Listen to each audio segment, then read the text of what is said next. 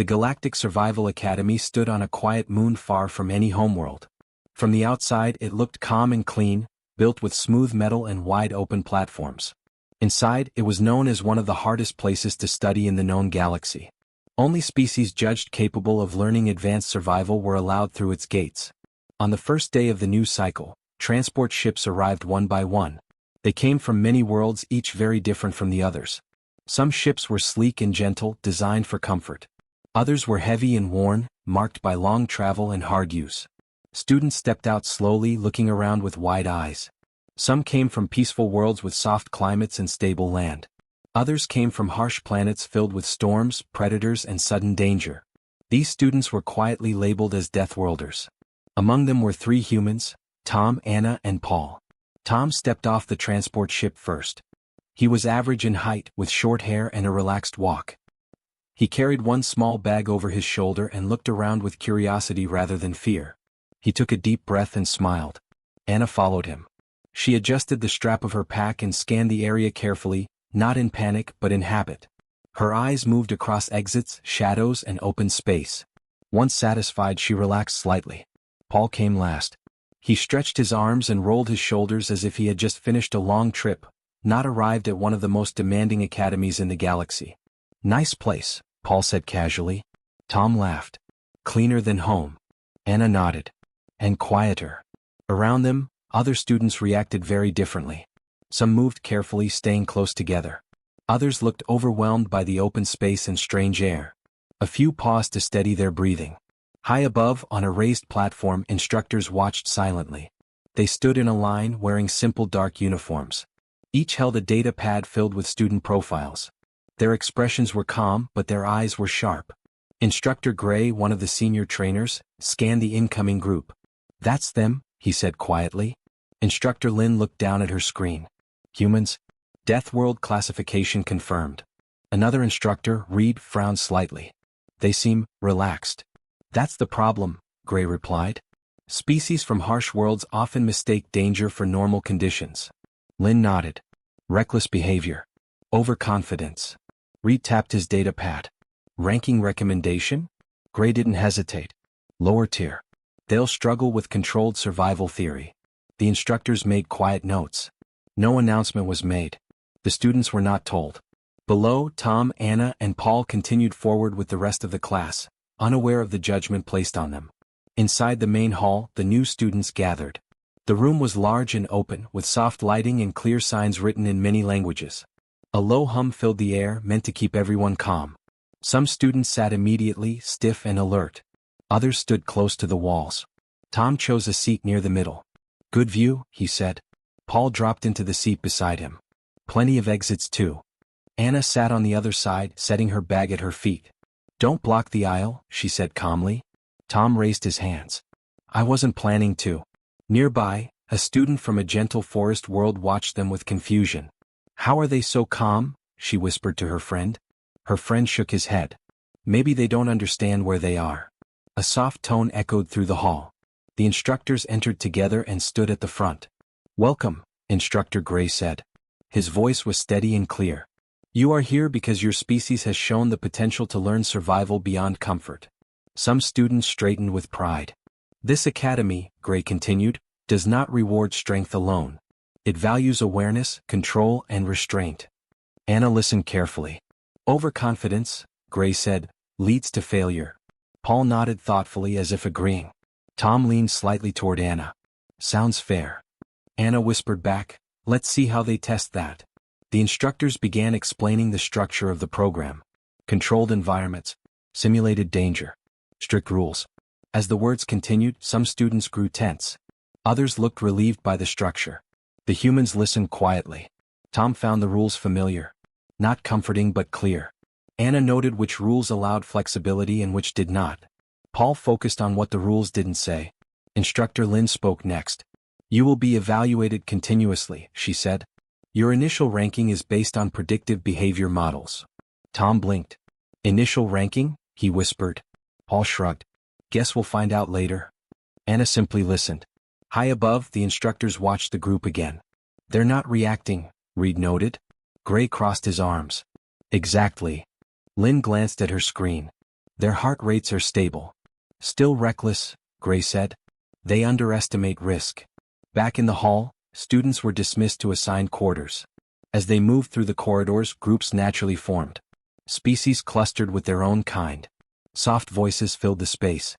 Tom, Anna, and Paul walked together without thinking about it. This place feels strange, Paul said. Too quiet. Tom nodded. Like waiting for weather. Anna smiled slightly. Or something breaking. They reached their quarters. Simple, clean, and shared. Tom set his bag down. Not bad. Paul looked around. No obvious hazards. Anna checked the door lock. Yet. They sat on the beds relaxed. Outside, through a clear window, the academy grounds stretched wide and calm. None of them noticed the cameras tracking their movement. None of them noticed the notes being added to their files. They were not trying to impress anyone. They were just happy to be there. And that, more than anything, made the instructors uneasy. The first full day of training at the Galactic Survival Academy began early. The sun, or at least the artificial daylight system, rose slowly over the wide outdoor training grounds. The air was crisp and carried a faint hum of machinery hidden beneath the surface. Students assembled in the large, open field, each group moving according to their instructor's orders. Tom, Anna, and Paul arrived among the Deathworlders group. Their steps were steady and they carried their basic equipment without fuss.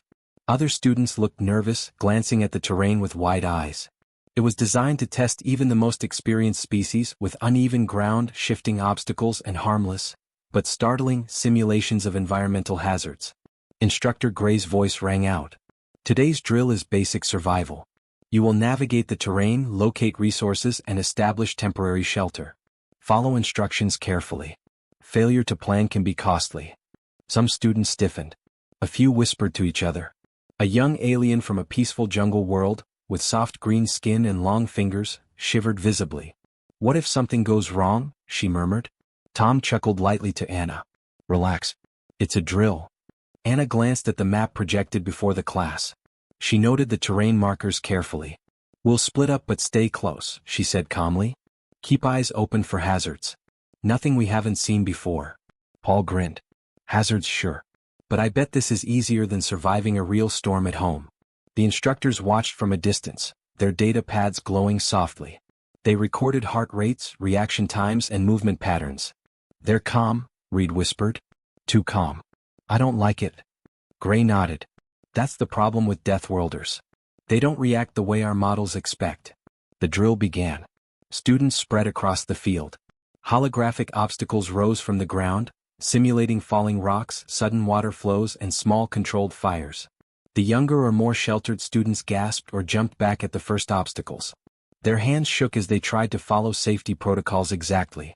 Tom stepped around the first obstacle easily. He crouched low, scanning the field. When the next hazard appeared, he adjusted his balance and moved around it without hesitation. Anna moved carefully but calmly, making mental notes of safe spots and paths.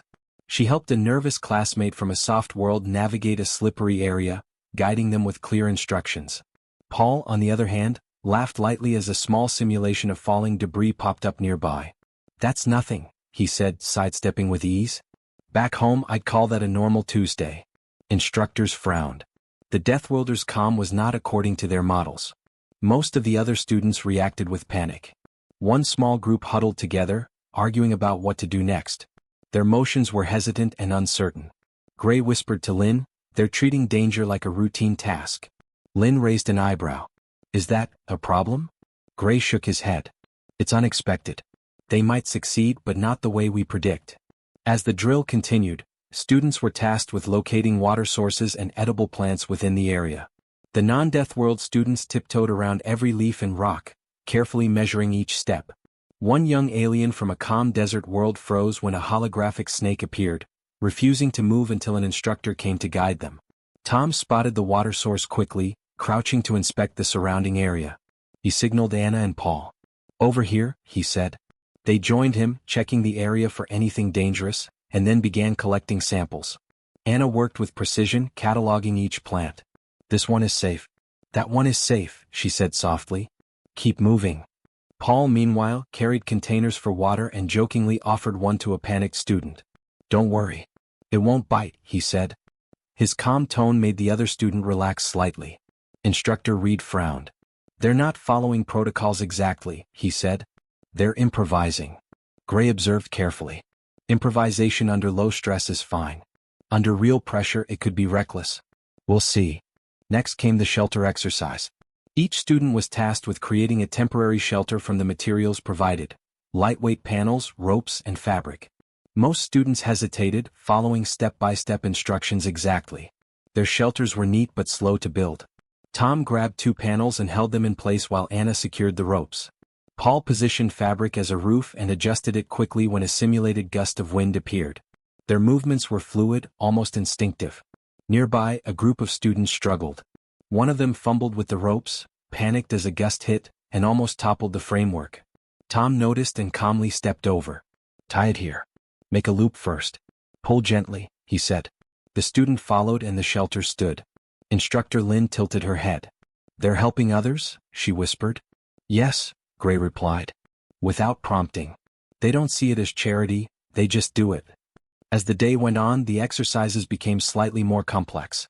Simulated environmental hazards were added in combination: sudden water surges, falling rocks, and strong wind at once. Many students froze. Tom, Anna, and Paul adjusted. They spread out efficiently, helping each other when needed, and treated each problem as part of the task rather than as a threat. At one point, Paul jokingly said, "I think they're trying to scare us, but it's just like home." He dodged a rolling obstacle with ease and grinned. Anna shook her head, smiling. "Don't encourage them," she whispered, though she didn't correct him. The instructors watched closely. Gray scribbled notes rapidly. "They're not afraid. Not like others." Lynn added, "They're calm, effective, almost too calm." Reed frowned. "Are they cheating?" Gray shook his head. "No. They're comfortable with conditions that terrify others. That's the difference between them and most students." By the end of the day, all students were exhausted. Many collapsed on the ground, panting, still shaky from the exercises. The Deathworlders, however, walked back to the dorms with steady steps. They joked quietly among themselves, talking about the exercises as if they were simple puzzles to solve. Tom laughed. "Tomorrow they'll make it harder. I wonder if they'll notice we're used to this." Anna smiled. "We just have to keep moving and thinking. That's all." Paul stretched lazily. "And maybe enjoy ourselves a little. No point in panicking over practice." The instructors gathered, reviewing the day's performance. Gray looked at the data. They succeeded in every drill faster than expected. Lynn raised an eyebrow. "And with calm humor and cooperation." Reed shook his head. "They make it look easy." Gray leaned back. "That's the danger of underestimating Deathworlders. Comfort with hazard is not recklessness. It's training that began before they arrived here." The morning sun rose over the academy training grounds, casting a soft glow over the rugged simulation area. Today's drill was supposed to be simple. Navigate a controlled environment, collect resources, and establish a temporary camp. Everything was planned, mapped, and timed. Instructors expected students to follow step-by-step instructions carefully. The students began as usual, moving in their assigned groups. Most followed the handbook closely, double-checking every move, every placement of equipment. The atmosphere was calm, almost overly cautious. Then the first problem appeared. A simulated floodgate, part of the exercise, failed to operate properly. Water rushed through one section of the training area unexpectedly. Panic rippled instantly through most groups. Students froze, staring at the rushing water, unsure what to do. A young alien from a peaceful sky world stumbled back, tripping over a rope. She cried out, waiting for guidance. Other students whispered nervously, looking at their manuals, waiting for instructions.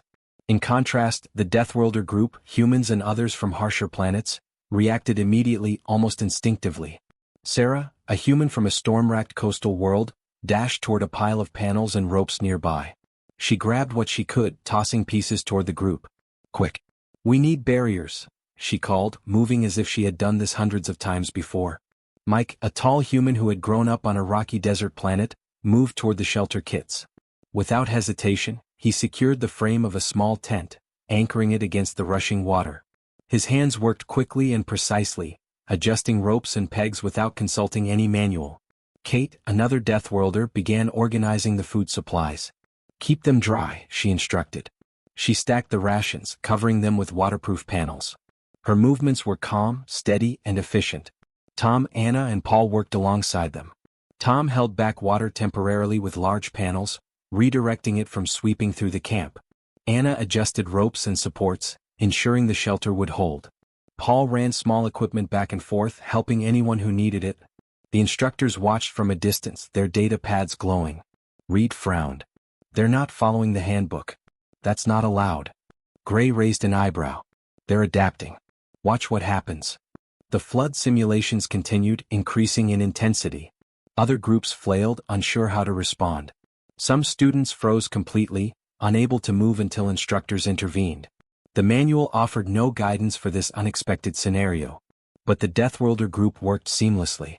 They didn't talk much. Words were minimal but precise. Each person knew what needed to be done and acted immediately. Shelters were secured, food was safe, and water was redirected away from the camp.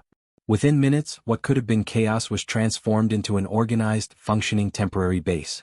Lynn, observing on her pad, whispered, "They're stabilizing faster than anyone predicted." How? Gray didn't answer immediately, his eyes fixed on the group. "They've been trained by their worlds," he said finally. "They don't need instructions for survival, they understand it instinctively." Reed shook his head slowly. "It looks like luck, but it's not. They're responding naturally to danger." The instructors continued to monitor, noting the calm efficiency of the Deathworlder group. Their movements were quick but precise. Their teamwork was silent yet coordinated. The other students, meanwhile, struggled, panicked, or waited for external guidance. Kate noticed one of the panicked students struggling to hold a panel against the water. She moved over without hesitation. "Here," she said, steadying it. "Tie it here. Fast." Sarah adjusted a rope, keeping the structure steady. "Don't stop," she said simply. "Keep moving." Mike redirected a small overflow of water with a makeshift channel, laughing quietly as the others looked on in amazement. "Nothing we haven't seen before," he said. By the end of the drill, the instructors were silent. The Deathworlder group had not only completed the exercise but had done so efficiently, calmly, and without relying on the manual. Gray finally spoke. "This is unexpected. They didn't follow instructions, yet they succeeded." Lynn nodded slowly. "They didn't panic. They improvised naturally." Reed frowned. "That's dangerous in theory. What if the situation had been real?" Gray leaned back, tapping his data pad. "If it had been real, they would have survived. That's the difference between instinct and theory." The students gathered afterward, tired but smiling. Tom sat on a small rock, brushing mud from his hands. "Well, that was interesting," he said lightly. Anna adjusted her gear. "Not perfect but functional. We did what we needed to do." Paul stretched his arms. "And we didn't die. That's always a win in my book." Sarah laughed quietly. "They'll probably mark us down for breaking the rules." Mike shrugged. "Doesn't matter. It worked." Kate nodded. "Sometimes the rules are meant for people who don't know how to survive naturally." Nearby, other students whispered, still shocked by the speed and calm of the Deathworlder group. "How are they so fast?" one asked. "They didn't panic," another replied. "They just know." The instructors gathered their data, quietly discussing the implications. Gray finally said, "These students are redefining our expectations. We may have underestimated Deathworlders." Lynn looked over the field one last time. "They're accidental masters of survival." Reed frowned again. "Accidental or not, they stabilized the situation better than anyone else. That's undeniable." As the sun set over the training grounds, the Deathworlder group returned to their quarters, relaxed and joking quietly among themselves. Tom smiled at Anna. "I think we might surprise them more than they expect." Anna nodded, checking the supplies. "Let them learn. We'll keep moving." Paul chuckled softly. "And maybe have fun doing it." Outside, instructors watched silently. The day had not gone as expected, and the calm efficiency of the Deathworlders left a quiet tension in the air. The Deathworlders didn't notice the attention. They simply prepared for the next drill, ready to adapt once again. And in doing so, they began to show why their worlds had trained them to survive when others might fail. The next day, the instructors increased the difficulty of the training exercises. The students were told only the bare minimum: move across the terrain, gather supplies, and reach the designated safe zone. Nothing more.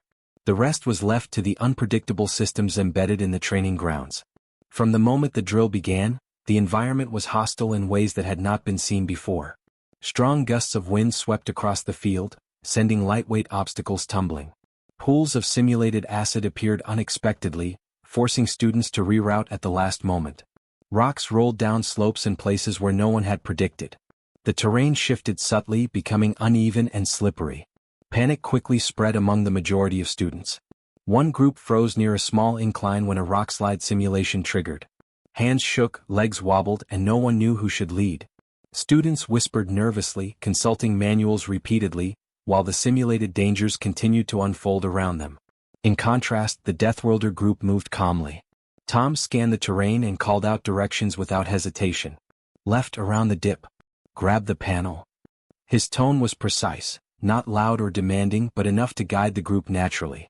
Anna was at his side, her eyes constantly scanning for new hazards. Make sure the rope is tight. Watch the slope. She adjusted the anchors for the temporary bridge they were constructing across a small pit. Her movements were methodical, almost instinctive. Paul laughed quietly when a gust sent part of their structure wobbling. Nothing we can't fix, he said, steadying the frame. Just a little shift. Nearby, Sarah grabbed panels that had fallen during the wind simulation, stacking them for the others to use.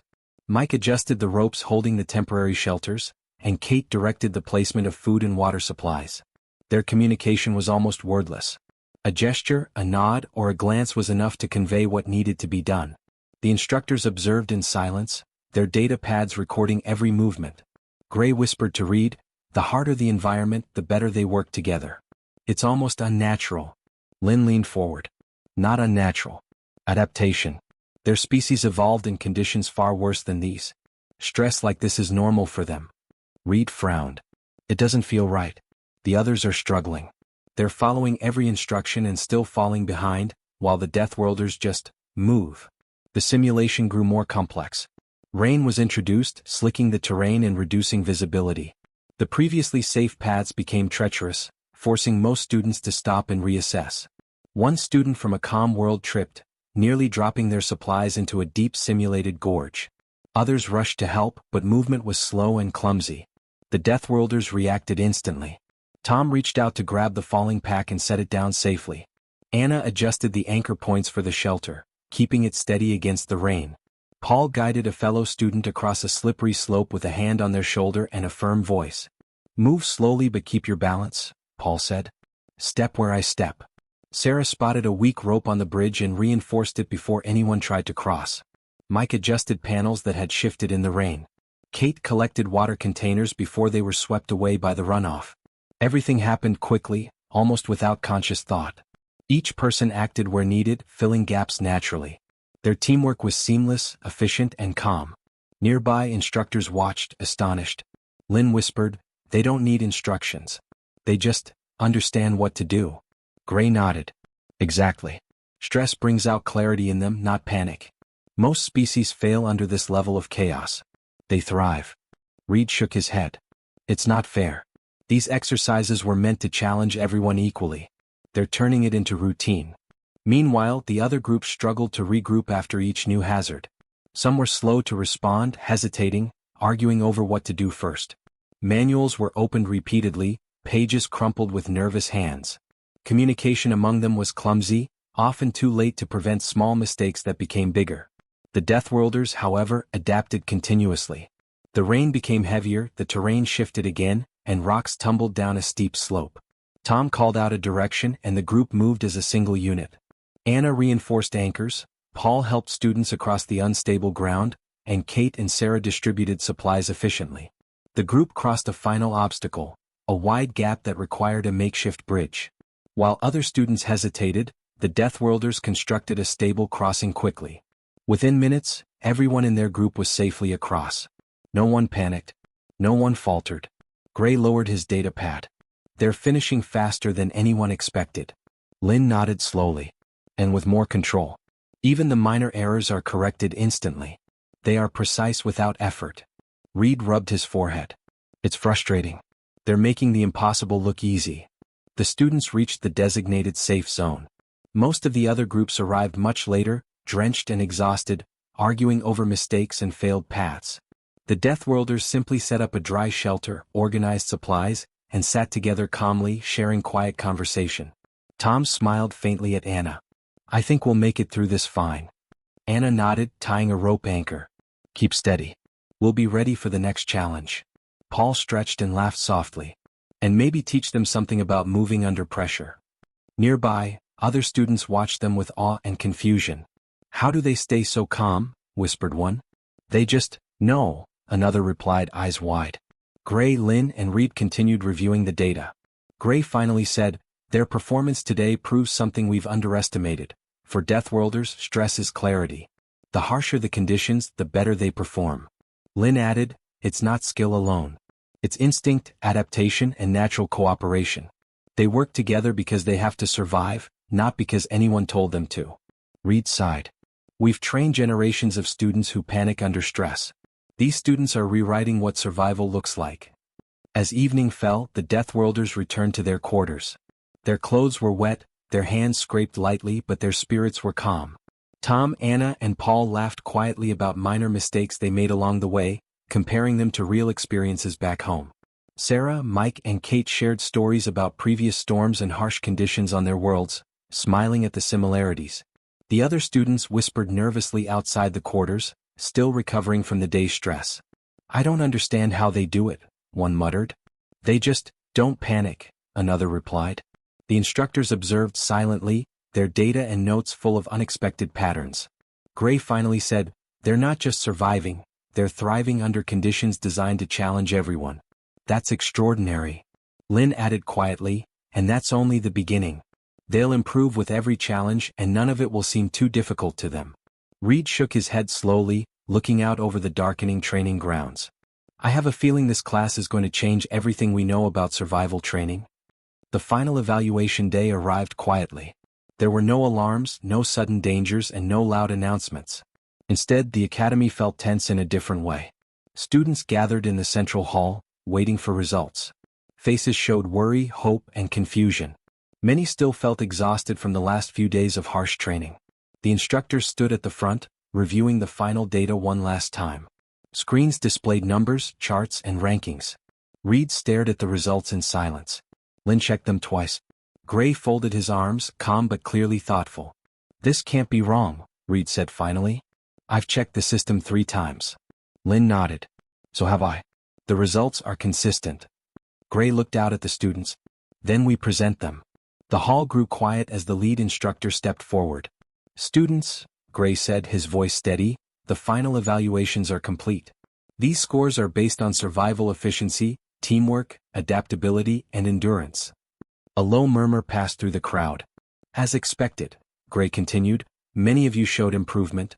However, the top rankings may surprise you. The screens lit up. At the very top were the names of the Deathworlders. Tom blinked. He leaned closer to Anna. Is that us? Anna squinted at the screen. It looks like it. Paul laughed nervously. That has to be a mistake. The rankings showed it clearly. Deathworlders had scored highest in survival tasks, teamwork coordination, and physical and mental endurance. Not just by a small margin, but by a wide one. A wave of shock moved through the hall. Other students stared openly now. Some whispered. Some looked confused. Others looked thoughtful, as if something important had just clicked into place. Tom raised his hand slowly. Sir, he said. I think there might be an error. Gray looked at him. Why do you say that? Tom shrugged. We didn't do anything special. We just did what felt normal. Anna nodded. Yeah, everyone worked hard. We just happened to finish faster. Paul added, we broke a few rules. I figured we'd lose points for that. Lynn stepped forward. You didn't lose points, she said calmly. You gained them. The hall grew even quieter. You adapted, Lynn continued.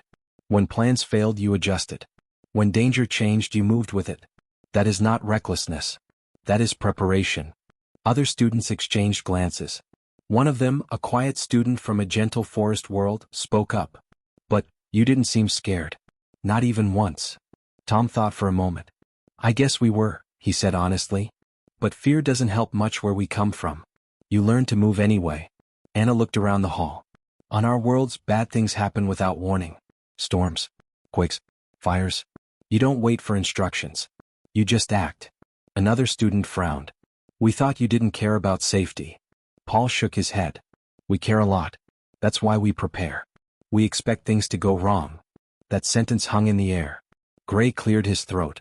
This is the core lesson of this evaluation, he said.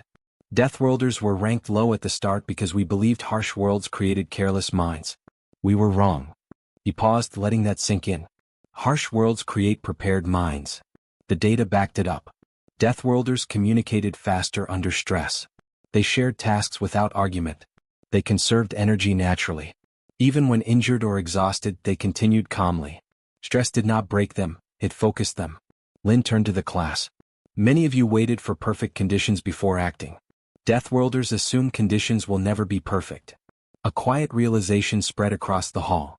The other students began to understand. The calm behavior they thought was boredom was actually control. The jokes during danger were not disrespect, they were stress management. The rule breaking was not carelessness, it was flexibility.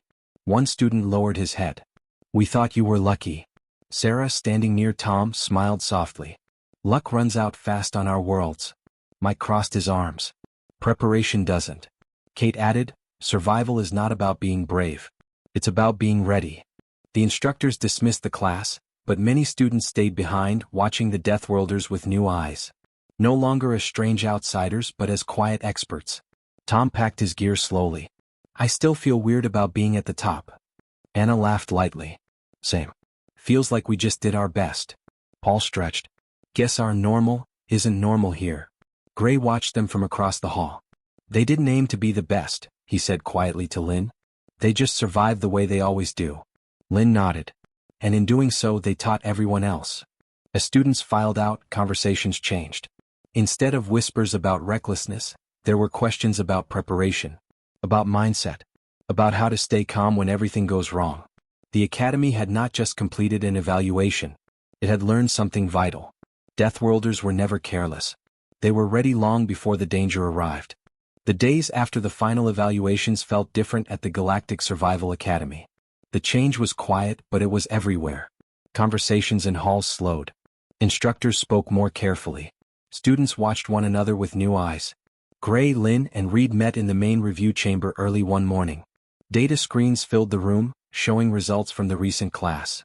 Charts highlighted patterns that could no longer be ignored. Reed broke the silence first. We can't teach survival the same way anymore. Lynn nodded. Our standards are built around avoiding danger. That works for calm worlds. It doesn't work everywhere. Gray rested his hands on the table. Survival is not about avoiding risk, he said slowly. It's about facing it without panic. The decision was made that day. The academy updated its survival training standards. Manuals were rewritten. Simulations were redesigned. New lessons focused on adaptability, calm thinking, and teamwork under stress. Instead of punishing students for adjusting plans, instructors began rewarding flexible thinking. And quietly, without ceremony, Deathworlders were placed at the center of the new model. Not as warnings. As examples. Tom noticed the change first during a training briefing. The instructor paused, then said, observe how the Deathworlder group positions themselves. They prepare before danger appears. Tom blinked. He leaned toward Anna. Did he just use us as an example? Anna smiled faintly. Looks like it. Paul laughed under his breath. That's new. Other students began asking questions. Not out of fear but curiosity. How do you stay calm? One asked. What do you look for first? Another said. Sarah answered honestly. We look for what will fail. Mike added, and we decide what matters most if it does. Kate explained, we don't expect things to go right. That way we're ready when they don't. The lesson spread. Instructors watched closely as students from gentle worlds tried new approaches. They stopped freezing when plans failed. They practiced moving with limited information. They learned to trust their teams instead of waiting for perfect orders. Not everyone adapted quickly. Some still struggled. But progress was clear. Gray observed one exercise where a non-Deathworlder group adjusted their shelter mid-storm without panicking. He smiled quietly. They're learning, he said. Lynn nodded. Because they finally understand what survival really is. The Deathworlders never acted proud. They didn't boast. They didn't claim credit. To them this was all normal. Tom once overheard two instructors talking. I used to think Deathworlders were unstable, one said. They're not unstable, the other replied. They're grounded. Danger is familiar to them. Anna passed by without comment, but she remembered those words. The academy sent reports to other institutions across the galaxy. At first, responses were skeptical. Some questioned the data. Others warned against encouraging dangerous behavior. But results spoke louder than opinions. Graduates trained under the new standards performed better in real missions. They adapted faster. They worked together more smoothly. Panic decreased. Survival rates improved. Slowly the galaxy paid attention. Other academies began updating their programs. Deathworlder instructors were invited to teach. Not as curiosities but as experts. The phrase Deathworld mindset entered common use. It didn't mean aggression. It meant readiness. One evening, Tom, Anna, Paul, Sarah, Mike, and Kate sat together outside the dorms. The stars above were calm and distant. "Do you think they really understand now?" Paul asked. Anna thought for a moment. "Some do. Others will learn the hard way." Tom smiled softly. "At least they're listening." Sarah leaned back. "Funny how just surviving long enough makes you a teacher." Mike shrugged. "Harsh worlds teach fast." Kate looked up at the sky. "And strong minds come from learning to live with fear, not run from it."